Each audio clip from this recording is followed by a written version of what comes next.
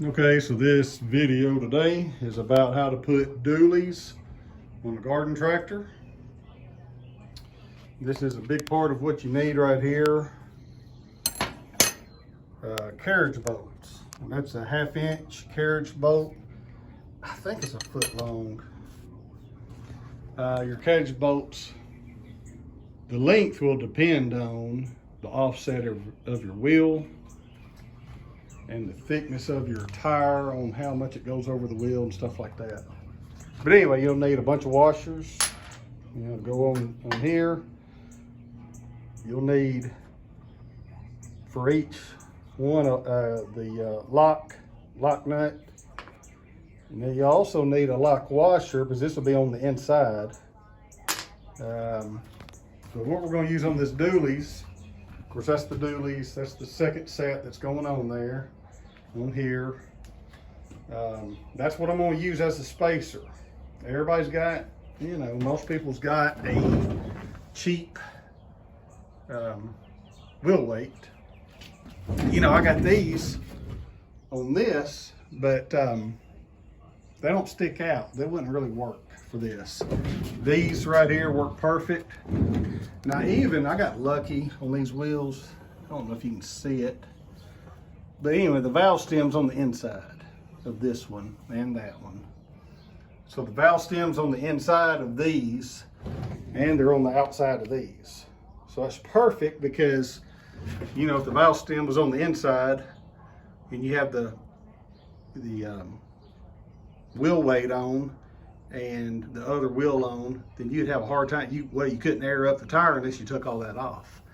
So if you get one of these that's getting a low tire, the valve stem's on the inside. So if you can work that out, that's good. I don't know how I got lucky to get that worked out because most valve stems are on the outside. It's just these wheels. They're, you don't see them there. They're on there right. So they were intentionally put on that. So I got lucky.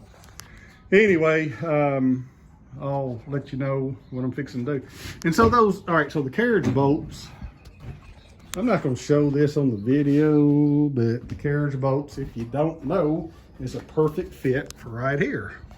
I'll show you on this wheel. That little square piece on the carriage bolt, fits in right there, lift it up. Anyway, it's a perfect lock right there. You don't have to hold it as long as you get that seated in there correctly. So that's by design, I guess, from the manufacturer, for wheel weights and any other attachments. But I guess wheel weights would be the only one for that. So that's what you want. And if you get the longest one you can get on those what do they call, carriage bolts, I guess. I won't call them lag, but I think they're carriage. But you can always cut them off. All right, I'll come back. Okay, so I couldn't video it and do it at the same time, but I stuck that carriage bolt through. And it's kind of hard. You want to jack it up. You could drive your mower on a 4x4 or jack it up like I did because you want to lean this back a little bit where this wheel weight hold in there. But anyway, so this is what I did. All those little washers, because these holes are deep and you can't really get your wrench in there to tighten up the nut. So I put the washers to where they would build out to the edge. And then I used the lock washer and then the nut. Now you could use I guess you could use a lock nut, but you got a long way to go. Those things hard to turn. You're not gonna have a deep enough socket. And I use this as 3/4 inch, but it's only gonna go that far. And you're gonna have to do it with a wrench. So I figured that's just the best way to do it. Now I kind of kept that loose because I'm having to shift everything around to get this lined up. But there's only 2. I guess you could use 4 on there, but I've only used 2 in the past. And I've had these on here for years with 2, and they always had done well. Now, when you're putting your wheels on, like your wheels here, make sure they're tight because I had one come loose. Now, it was after a year or 2, but the bolts going to the hub, they just worked herself loose. And this wheel started wobbling And it was hard to tell because the other wheel was keeping it straight, and anyway, I ended up bending the wheel. So, so I got my impact and just tightened down on them real good. So I'm fixing to do the same thing here. I'm gonna put a bunch of washers here and build it out. Then I'll finish up with a lock washer and then just a regular nut. And that'll be finished until I'm ready to put my other wheel on. Okay. So I think just a little bit ago, I said something about I was only gonna use 2. Well, obviously I'm not. I can't remember what I did before. It seemed like I only had 2 in there, but it just makes sense to use 4 because I got 4 holes. You might as well use them all. It don't cost a whole lot more to use all 4. So that's what I did. So I got washers up in here. Now, yeah, you could buy a spacer, but I just had a crap load of washers, and so that's what I used. And then the last one right here, these were just flat washers, building out that area. And then right here is the lock wash, because I had to take my nut all the way down to here. And so yeah. Now another thing is when you look down like this right here, now make sure those things are straight, because if they're not, it's real easy. I don't know. I mean, mine are straight. I don't know if you can tell, but when you go putting on that wheel, it's gonna make a big difference. So what the plan is now is I'm gonna put that wheel on here, and it's gonna fit right through those same little areas.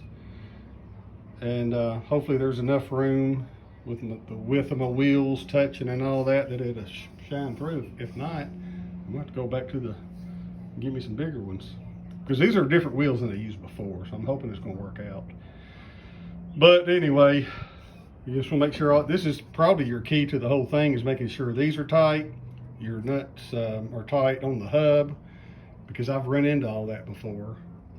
But I guess you could use Loctite on there, but I don't think that's necessary with these locking nuts.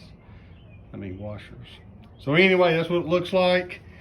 And yeah, it's better to jack it up on here instead of driving your tire, because you got to spin that wheel to get these things all, you know. So that's the way to do it right there. Put a jack under there. So when you put your wheel weight on, that's kind of hard to do because it'll tend to fall off, and you know. So anyway, so we'll see what happens here. See if my carriage bolts are long enough. So there it is. So I got one washer and one lock nut on there, and I'll just take the impact, and they were long enough. I got plenty sticking out, so that's good. These are, by the way, these obviously ATV tires. I believe they're 26 inches tall. Now what this is a Sears Craftsman, like a 92 model. I think it's in the early 90s. Get your hair out of that, boy. It's like a GT 5000 or the Sears Craftsman 2. It's one. I think it's GT 5000. So 26 inch tall tires will fit on there. Of course, I got to do that other side, but that's it. When I get the other side done, I'll show it outside rolling. That's gonna be pretty tough. But look at those front tires. You know, just regular front tires. But look, I'm gonna put those on it. These are ATV tires. Fits an 8-inch wheel, which those are. And I'm gonna do it right here on a Harbor Freight tire changer. But anyway, so I'm pretty happy with it. And that's how to do it. So I could probably have done something better. So leave a comment about improvements I could make on this whole procedure. Now, if I had the spacers, the factory spacers, I know you can make them, but I think these work pretty good because look, the tires, you got a gap. They're not touching each other. This second one is mounted up strong to the wheel weight.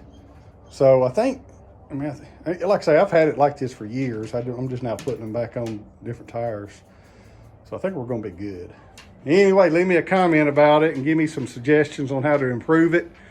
Or if you like it, you know, let me know that too. All right, well, it's done. There you go. You know, you got that gap. So this outside wheel is snugged up with an impact wrench, real tight on that wheel weight. I used 1/2-inch carriage bolts that were 1 foot long. So you can see the wheel weight inside.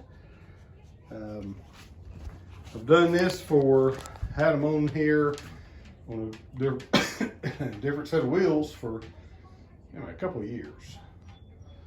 Now, are they bad on your axles? Somebody's gonna say that. I mean, they are, but I got flat ground out here.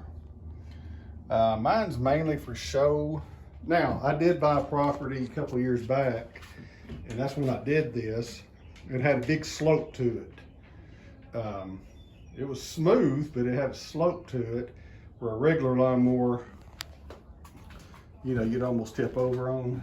But this really helped that. And that's why I initially did it.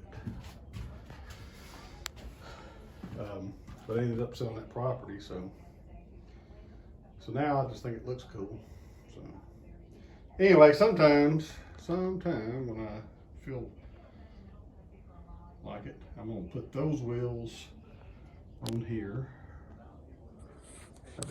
Now those are taller. Those are 16-inch ones, I think, or maybe taller than that. I just have to watch that they don't rub. So we'll just have to see about that. Anyway, I'll show one more video of it driving, I think. And that'll be that.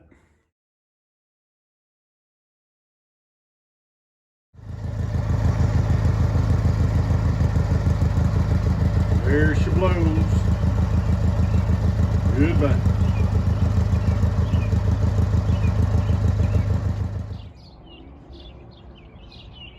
Really? Tell them bye.